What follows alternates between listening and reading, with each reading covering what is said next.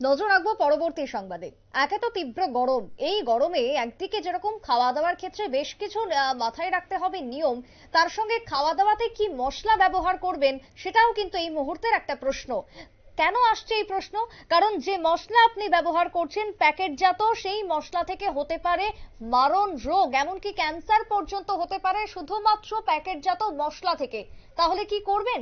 কোথায় পাবেন মশলা? খুব স্বাভাবিকভাবে এই প্রশ্নই উঠে আসছে, কারণ এই মুহূর্তে ফুড সেফটির পক্ষ থেকে যেটা জানানো, নমুনা সংগ্রহ করার নির্দেশ কমিশনারের। নমুনা পরীক্ষার পর ব্যবস্থা নেওয়া হবে। কিন্তু কি ব্যবস্থা নেবে দিল্লি, জানবো বিস্তারিত। আমাদের প্রতিনিধি অঙ্কিতা বর্ধন জুড়ে গেছে টেলিফোন লাইনে। অঙ্কিতা, খাবার দাবার রান্নার ক্ষেত্রে মশলা ছাড়া তো আমরা ভাবতেই পারি না, সেই প্যাকেটজাত মশলাতেই যদি এবার ক্যান্সারের রোগ লুকিয়ে থাকে, তাহলে সেই জায়গায় সাধারণ মানুষের কি করণীয়? একদমই, দেখো সেই বিষয়ে কিন্তু ইতিমধ্যেই উদ্বেগ বাড়ছে, বিশেষ করে ভারতের দুটি জনপ্রিয় মশলার ব্র্যান্ড নিয়ে এই মুহূর্তে এই তথ্য কিন্তু উঠে আসছে।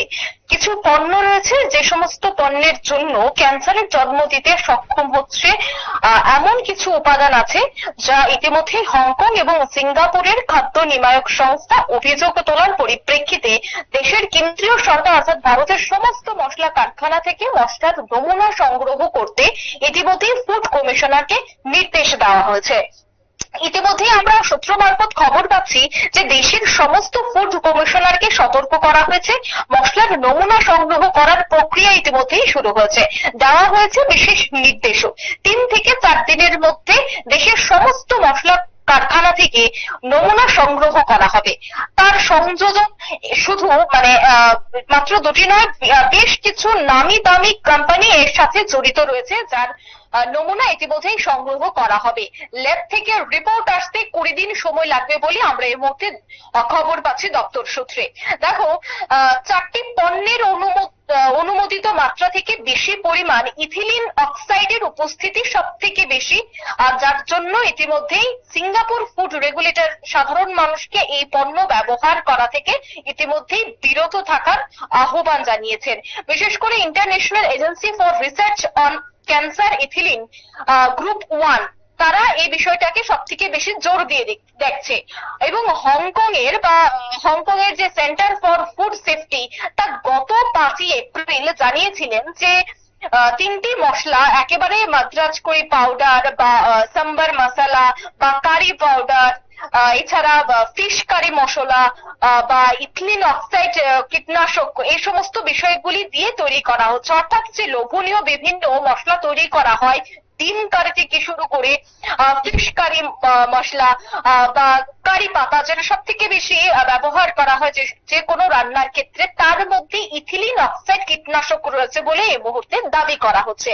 তারা একেবারে ভেন্ডারদের এই সমস্ত পণ্য বিক্রি করার পাশাপাশি দোকানের তাক থেকে সেগুলি সরিয়ে নেওয়ার এ পর্যন্ত নির্দেশ দেওয়া হয়েছে বলে আমরা জানতে পারছি।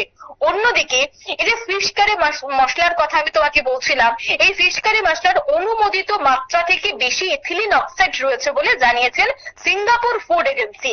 আর এই মশলা তৈরি নেওয়ার যে নির্দেশ বা তুলে নেওয়ার যে নির্দেশ, সেই নির্দেশ ইতিমধ্যেই কিন্তু দেশে জুড়ে চালু হয়ে গেছে।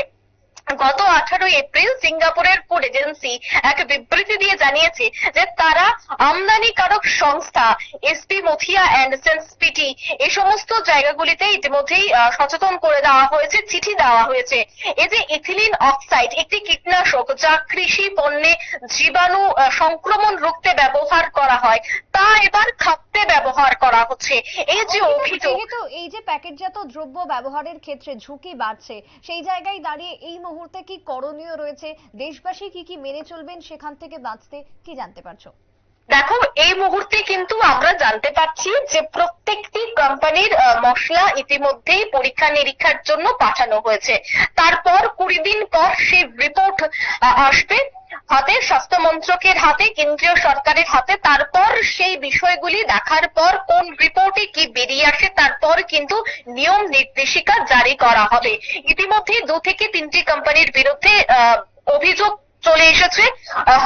হংকং এর যে বিভিন্ন প্রস্তুতকারী সংস্থাগুলি রয়েছে বা সেখানে যে ল্যাবগুলি রয়েছে সেখানে মূলত পরীক্ষা নিরীক্ষার পর দেশের দুটি কোম্পানির বিরুদ্ধে ইতিমধ্যে অভিযোগ উঠেছে।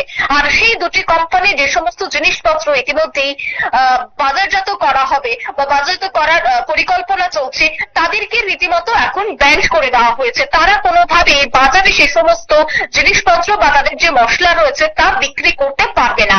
আর এই দুটি কোম্পানি ছাড়া অন্যান্য যে কোম্পানির ইতিমধ্যে নমুনা নিয়ে যাওয়া হয়েছে তা 20 দিন পর যাচাই করা হবে। 20 দিন পর রিপোর্ট আসার পর তারপরেই কিন্তু নিয়ম নির্দেশিকা জারি করা হবে। সুপ্রীতি, একেবারেই তাই। ধন্যবাদ অঙ্কিতা তোমায়। কথা বলছিলাম আমরা মশলা নিয়ে। তবে যাই কিছু হোক না কেন আমরা বাইরের প্যাকেটজাত দ্রব্যের উপরেই বেশি নির্ভরশীল হয়ে পড়ছে, কিন্তু সেই জায়গাতেই খাদ্য দপ্তর থেকে শুরু করে চিকিৎসকরা সকলেই একটা কথা বলছেন, যতটা সম্ভব চেষ্টা করুন বর্জন করতে বাইরের খাবার, এবং বাড়িতে যে কোনো তৈরি মশলা ব্যবহার করুন, তাতে অনেকটাই সুস্থ থাকবেন আপনি, এমনটাই মনে করছেন চিকিৎসকরা।